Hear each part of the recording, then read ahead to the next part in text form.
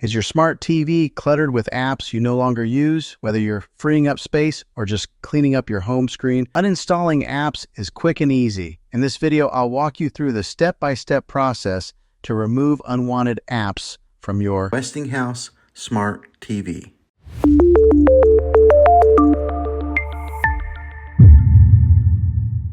First, turn on your smart TV and grab your remote. Now, navigate to the Apps or Applications section of your TV. Depending on the year of your TV, this might be found under Settings or directly on the home screen. Step 2. Select the app you want to uninstall. Once you're in the Apps section, scroll through the list and find the app you want to remove. Highlight it using your remote. Step 3. Uninstall the app. Now select the app and look for the uninstall or remove option. On most smart TVs, you can do this by pressing and holding the OK or Enter button on your remote. A menu should pop up with the option to delete or uninstall the app. Confirm your choice and the app will be removed from your TV.